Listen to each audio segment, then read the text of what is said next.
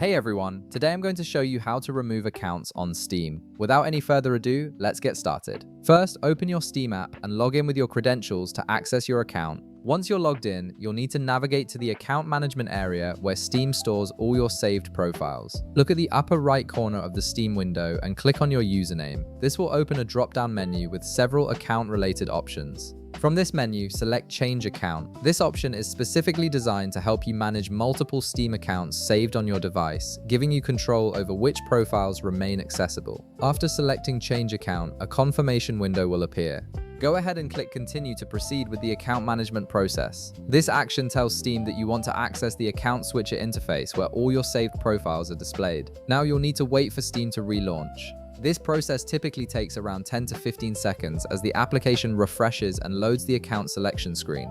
During this time, Steam is preparing the interface that displays all your currently saved accounts, so just be patient while it completes this transition. Once Steam relaunches and you see the account selection screen, hover your mouse over the account or profile you want to remove. You'll notice that when you hover over any account, a small menu icon appears, indicating additional options are available for that specific profile. Click on the three dotted lines that appear when you hover over the account.